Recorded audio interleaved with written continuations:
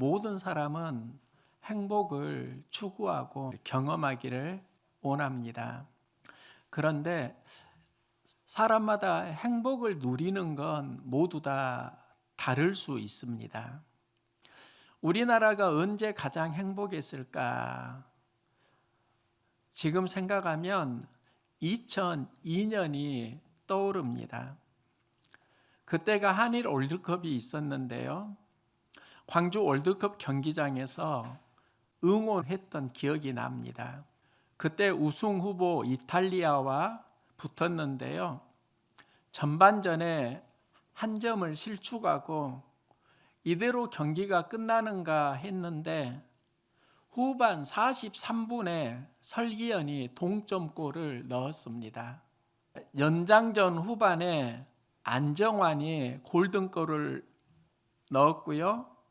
그때 그가 했던 세레모니가 반지의 키스입니다. 여기서 반지의 제왕 안정환의 이미지가 각인이 되었습니다.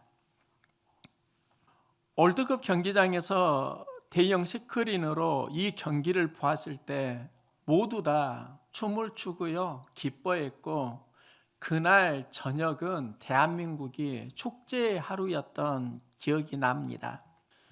저는 얼마 전에 또 하나의 역대급 경기를 관람을 했습니다. 모 중학교에서 이어달리기를 하는데 세 번째 주자가 2등으로 바톤을 받았는데요.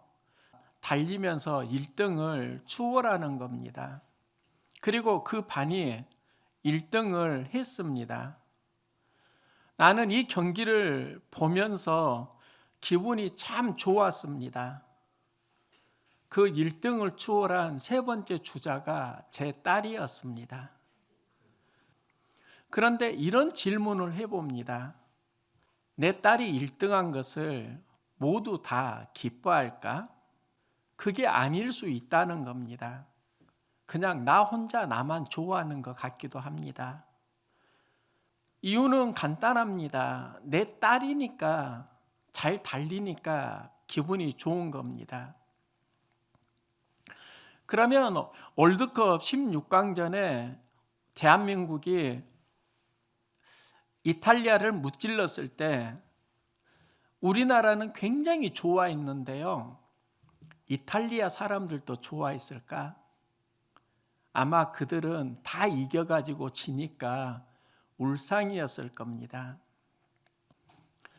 먹는 것이 행복인데 음식을 먹을 때도 사람마다 느끼는 행복이 다릅니다. 제가 어렸을 때 어른을 만나면 이런 인사를 했습니다. 진지 잡수셨습니까? 그때는 가난하고 먹는 것이 힘든 시기였습니다. 그런데 지금 우리는 잘 먹고 또 많이 먹을 수도 있습니다. 어렸을 때는 가난했을 때는 많이 먹는 게 행복이었는데 지금 우리는 많이 먹으면 행복한가? 살찐다고 걱정하는 분들도 굉장히 많이 만났습니다. 성장기에는 잘 먹으면 키가 크는데 중년이 되고 잘 먹으면 살찐다고 절제하는 분들이 굉장히 많이 있습니다. 그러면 먹을 때 가장 큰 행복이 무엇일까? 그냥 안 먹고 배부르면 큰 행복이 아닐까? 이런 생각을 해보는데요. 이런 인생을 사신 분이 있습니다. 제가 어렸을 때 경험입니다. 생선을 먹을 때 어머니는 머리를 드시는 겁니다. 그때 어머니에게 왜 머리만 먹어? 고기도 먹어. 이런 말을 하니까요. 어머니가 이러시더라고요. 머리가 맛있어야 어른은 머리가 맛있나? 그런데 이 말은 이해가 되는데 가끔은 이렇게 어머니가 말씀하시는 겁니다. 난 안 먹어도 배불러야? 어린 자녀들이 잘 먹고 있는 걸 보면서 어머니는 당신이 못 먹어도 행복해 하는 겁니다. 당신은 배부르다고 합니다. 참 음식을 먹을 때도 사람마다 품는 가치가 다르구나. 사람마다 상황을 보면 모두 다 행복에 대한 다양성이 있더라고요. 그러면 오늘은 하나님이 행복해 하시는 건 무엇일까? 하나님의 관점에서 오늘 말씀을 나누려고 하는데요. 하나님이 언제 기뻐하시는가? 마음이 건강할 때 하나님은 기뻐하십니다. 마음이 죄악으로 가고 악해지면 하나님이 매우 슬퍼하시고 그걸 돌이키길 간절히 원하십니다. 우리 안에도 두 가지 마음이 있다는 겁니다. 하나님을 추구하는 선의 마음이 있고 또 이 세상에 살아가면서 악의 유혹을 받고 살아가는 수많은 인생들도 있습니다. 1963년에 뉴욕 브롱크스 동물원에서 아주 특별한 전시회를 했습니다. 세상에서 가장 위험한 동물을 그 동물원에서 보여준다고 광고를 냈고요. 굉장히 이슈가 되었습니다. 사람에게 가장 위험한 동물이 무엇일까 궁금했는데요. 어떤 이는 혹시 공룡을 전시하는 거야? 아니면 어떤 무서운 맹수가 있나? 여러 추측이 있었습니다.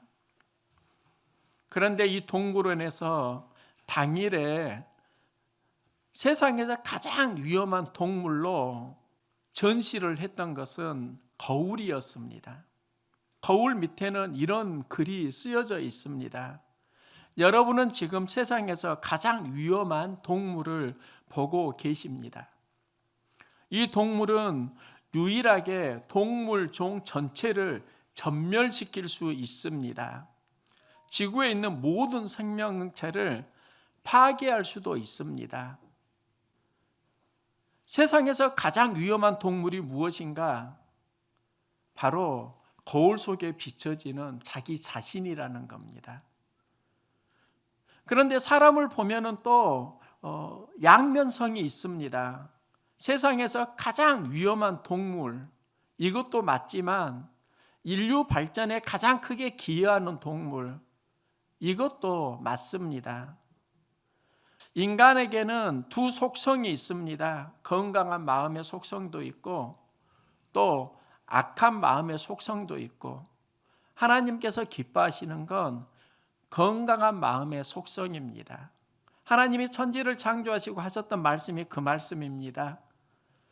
하나님이 보시기에 심히 좋았더라. 말씀으로 만들어진 세상, 죄가 들어가지 않는 세상, 이것을 하나님이 보시기에 심히 좋았더라. 그런데 세상에 이제 악이 들어오고 하나님께서 이 세상을 악하다고 하십니다. 보시기에 좋지 않다고 하십니다. 똑같은 세상에 무엇이 들어오느냐, 우리 마음과 생각에 무엇이 들어오느냐에 따라서 보기에 아름다울 수도 있고 또 세상에 가장 위험할 수도 있습니다. 스티븐슨의 소설 지킬 박사와 하이든이 인간의 두 속성을 참 잘 보여주는데요. 지킬 박사는 의사로 살아가면서 많은 사람들의 존경을 받습니다. 그 의사 지킬 박사가 어느 날 새로운 약을 발명하는데요. 그 약을 먹으면 사람 안에 있는 도덕심이, 선이 사라집니다. 여기서 그 약을 먹은 지킬 박사는 악한 존재 하이든이 됩니다. 낮에는 사람들에게 존경받는 지킬 박사로 살아가지만 밤에는 악한 존재 하이든으로 살아갑니다. 그러면 지킬 박사와 하이든을 어떻게 이해를 해야 하는가? 서로 다른 두 명인가? 아니면 한 사람의 두 속성인가? 제가 얻은 답은 동일 인물의 두 모습입니다. 헐크의 이야기도 그렇습니다. 과학자 배너가 방사능에 노출되면서 분노로 쌓이면 헐크가 됩니다. 그러면 그는 과학자 배너인가? 아니면 괴물 헐크인가? 그는 서로 다른 두 명인가? 이것은 서로 다른 두 명이 아니라 한 인물의 두 속성으로 이해할 수 있습니다. 우리 안에 하나님을 추구하는 선의 영도 있지만 이 세상에서 죄에 찌들어서 신음하고 갈등하고 살아가는 또 다른 육신의 나도 있다는 겁니다. 그래서 바울은 고백합니다. 내가 한 법을 깨달았노니 선을 행하기 원하는 나에게 악이 함께 있는 것이다. 내 안에도 선과 악이 함께 있다. 그래서 바울은 갈등하고요. 여기에서 바울이 이길 수 있었던 건 성령이 인도하는 삶을 살아서입니다. 성령이 인도하는 삶이 바울에게 이기는 믿음입니다. 성령을 통해서 그가 품은 마음이 예수 그리스도의 마음입니다. 그래서 우리가 품어야 하는 마음이 무엇인가, 회복해야 하는 마음이 무엇인가, 예수 그리스도의 마음을 회복해야 합니다. 오늘 어린이 주일에 예수님의 마음을 회복할 수 있기를 소망합니다. 어린이를 보는 예수님의 마음을 보면은요, 이 시대에 어떻게 다음 세대의 비전을 회복할 수 있는가? 제자들이 어느 날 누가 제일 크냐 이 변론을 합니다. 제자들에게 있었던 갈등이 누가 제일 큰 사람이냐. 이게 누가복음 9장에도 나오고 22장에도 나타납니다. 9장에는 누가 크냐 하는 변론이 일어나더니 변론으로 기록했고요. 누가복음 22장은 누가 크냐 하는 다툼이 난지라, 제자들 사이에 다툼이 있었다. 그러니까 누가 크냐에 대한 치열한 의견에 충돌이 있었고요. 각자 자기 주장을 하면서 이 사람이 제일 큰 사람이야, 아니야 이 사람이 제일 큰 사람이야, 논쟁이 있었다는 겁니다. 우리는 보통 누가 크냐 이 질문을 하면은요, 그가 가진 지위에서 그 답을 찾곤 합니다. 그런데 예수님 관점은 다릅니다. 예수님은 너의 마음속에 무엇을 품고 살아가느냐, 여기에서 내 삶의 가치가 커지기도 하고 작아지기도 합니다. 여러분은 마음속에 무엇을 품고 살아가고 또 품고 있는 그것이 나의 삶에 어떤 영향력을 행하고 있습니까? 런던에 사는 에밀 매틀러시의 이야기인데요. 그는 식당을 경영하면서 어려운 사람들을 돕기도 했습니다. 돈이 없는 노숙자에게 음식을 나눠주기도 하고요. 또 선교단체에 돈을 기부하면서 살기도 했습니다. 이런 소문이 나니까 어느 날 크리스천 한 분이 찾아와서 우리 선교단체에 돈을 좀 기부해 주십시오, 이런 부탁을 합니다. 그때 에밀 씨가 서랍에서 돈을 꺼내 기부를 하는데요, 서랍 속에서 커다란 못 하나를 발견합니다.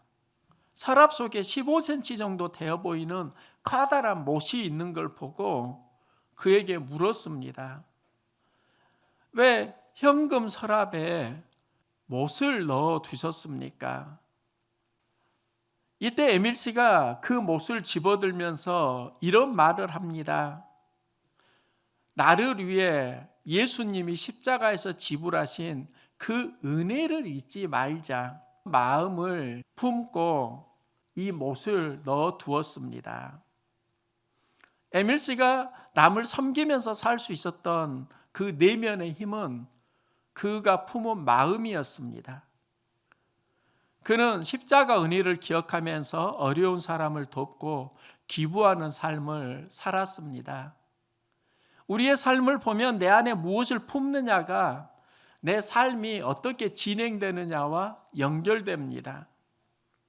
우리가 어린이 주일을 맞이해서 품어야 하는 예수의 마음이 무엇일까요?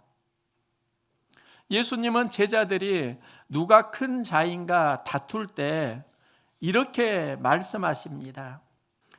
그들에게 이르시되 누구든지 내 이름으로 이런 어린 아이를 영접하면 곧 나를 영접함이요 그가 큰 자니라. 내 이름으로 어린아이를 영접하는 그가 큰 자라고 예수님은 말씀합니다. 이 말이 무슨 말이지? 두 가지 생각이 떠오르더라고요. 어린이를 섬기는 것이 예수님을 섬기는 방법이 될 수 있다. 이게 한 가지입니다.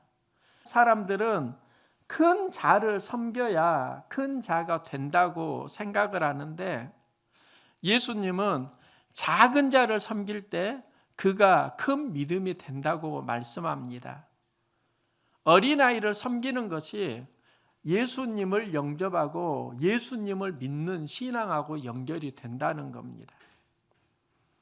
그리고 또 하나는 작은 자를 섬길 때 네 마음으로 너의 마음으로 섬기지 말고 예수 마음으로 섬겨라. 이게 예수 이름으로 그를 영접하는 겁니다. 그러면 우리가 품어야 하는 마음은 내 마음이 아니라 예수의 마음이고 예수의 마음은 작은 자를 섬기는 것이 나를 영접하는 것이고 나를 영접하는 것은 하나님을 섬기는 믿음이다. 이렇게 연결하고 계시는 겁니다. 한국 기독교를 보면 이 영성을 기반으로 성장을 했습니다. 우리나라가 참 어려운 시절이 있었습니다. 그때 선교사들이 우리나라에 병원을 세웠고요. 학교를 세웠고요. 또 전쟁 고아들을 많이 도와주었습니다. 이 과정이 우리나라가 성장하는 한 기반이 되었습니다. 굉장히 큰 힘이었습니다. 그러면 지금 우리가 품어야 하는 마음이 무엇일까? 선배들이 품었던 그 예수 마음입니다. 가난한 나라에 병원을 세우고 학교를 세우고 그게 어떻게 진행되었는가? 예수 마음으로 했던 섬김입니다. 그런데 지금은 이 마음들이 많이 사라졌더라고요. 사람들이 살아가는 가치가 많이 무너졌더라고요. 저에게도 시골 친구들이 있는데요. 친구들을 만나면서 듣는 말이 있습니다. 친구들이 목사인 저를 만나면 이런 질문을 했습니다. 헌주야, 너 무슨 재미로 사냐? 그러면서 술도 안 하고 담배도 안 하고 세상에 무슨 재미로 사냐? 이 말을 하는 겁니다. 그런데 한 친구는 또 이렇게 말했습니다. 헌주야, 나는 내가 부럽다. 넌 술, 담배 안 하잖아. 나도 건강 생각해서 술, 담배 끊으려고 하는데 끊을 수가 없다. 술, 담배를 끊지 못하고 살아가는 나는 그곳에서 자유로운 내가 부럽다. 이 말을 하는 걸 들었습니다. 여기에서 두 가지 진실을 발견했는데요. 하나는 육신의 진실입니다. 또 하나는 영혼의 진실입니다. 육신의 진실은 세상에서 내가 누릴 수 있는 것, 그걸 누리고 싶어 합니다. 힘들 때 술과 담배가 그 순간의 마음 갈등을 잊게 하는 것을 사람들은 좋아합니다. 그런데 문제는 그런 방법으로 인생의 갈등을 풀다 보면 내면, 마음 근육이 많이 약화되는 것을 보았습니다. 제 자신을 생각해 보니까 저는 똑똑한 사람은 아니었습니다. 형과 동생은 그래도 좀 똑똑해서 시골에서 광주로 고등학교 진학을 했는데 저는 그렇게 똑똑하지 못해서 형과 동생은 대학 가고 너는 그 중간에서 빨리 취업해라. 그래서 제가 공고에 갔습니다. 머리가 좋은 것도 아니고 또 그렇게 운동을 특별히 잘하는 것도 아니었습니다. 그런데 어머니가 저에게 했던 말은 헌주 너는 노력형이어야 이 말은 하셨습니다. 그런데 제가 얼마 전에 IQ 검사를 했습니다. 제가 학창 시절에 IQ보다 굉장히 더 높아졌습니다. 조금 이상했습니다. 왜 내 IQ가 예전보다 상당히 더 높게 나오지? 그러면서 제가 발견한 게 있습니다. 많은 사람들이 문제가 있을 때 그 문제를 직면할 때 술과 담배를 통해서 갈등을 극복하려고 하는데요. 저는 그 문제가 있을 때 어디로 가는가를 보니까 기도와 말씀으로 가는 훈련을 계속 나름 했습니다. 문제가 있을 때 기도와 말씀으로 가니까요. 내면에서 근력이 많이 자라더라고요. 저는 그래서 예전보다 IQ가 더 성장했다. 이런 해석을 합니다. 수많은 사람들이 힘들고 어려울 때 어디로 가는가, 그게 영향을 준다는 겁니다. 힘들고 어려울 때 기도와 말씀으로 갈 수 있기를 소망합니다. 기도와 말씀으로 가면 지혜를 얻는다고요. 또 이게 반복되면 지능에도 건강하게 영향을 미친다고요. 요즘은 예전과 다른 많은 문화 충격을 경험합니다. 제가 어렸을 때 자랐던 그 상황과 지금 학생들이 자라는 상황이 많이 달라졌습니다. 술과 담배, 성적인 개념도 많이 달라졌습니다. 그런데 여기에서 제가 가장 안타까운 건 그런 변화들이 마음의 근력을 약화시키고 있더라는 겁니다. 때로는 절제하고 때로는 그 상황 속에서 인내를 배워야 하는데 그게 무너지면서 한참 자라야 되는 마음의 근력들이 스탑되고 약화된 마음의 근력은 문제를 만날 때 갈등을 이기는 힘을 잃어버리고 있습니다. 지금 우리가 회복해야 하는 게 무엇일까? 예수 마음이라고요. 작년 자료를 보니까 우리나라 출산율이 0.78명입니다. 정부가 출산을 장려하기 위해서 지난 15년 동안 썼던 재정이 280조입니다. 그런데 출산율은 자꾸 약화되고 있습니다. 이대로 가면은 2136년에 1000만 명 이하로 줄어듭니다. 2256년에는 100만 명 아래로 줄어들고 국가 소멸 단계에 들어간다고 합니다. 굉장히 심각한 문제입니다. 그런데 아주 특별한 상황도 있습니다. 충남에 있는 당진 동일교회는 3,500여 명이 출석하는 제법 큰 교회입니다. 그런데 이 교회의 평균 연령이 29세라고 합니다. 이게 가능한 이유는 출석하는 가족의 평균 출산율이 3명입니다. 교회가 생명 낳기 운동을 권장하고 또 그런 환경을 만들어 가고 있습니다. 국가에서 수백조를 투자해도 안 되는 일을 교회에서는 하고 있는 겁니다. 이게 어떻게 가능한가? 정부는 경제 문제로 출산율을 풀어가려고 하는데 교회는 영적인 문제로 진단하고 풀어가니까 훨씬 더 효과가 있는 겁니다. 출산율이 떨어진 이유가 무엇일까? 지금 어렵다고 하더라도 부모 세대들이 자녀들 낳을 때는 정말 어려운 상황이었습니다. 무엇이 달라졌는가 보니까 경제 환경이 달라진 게 아니라 이 시대를 살아가는 마음 환경이 많이 달라졌더라고요. 부모들이 품었던 그 마음과 지금 살아가는 자녀들의 마음을 보면 다음 세대가 아니라 다른 세대가 되어가고 있는 게 참 안타깝습니다.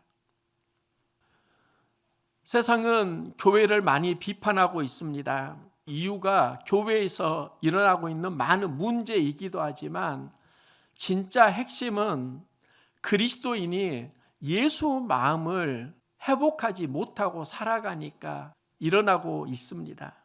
지금 교회가 본질적으로 해야 되는 게 무엇인가? 예수 마음을 회복하는 겁니다.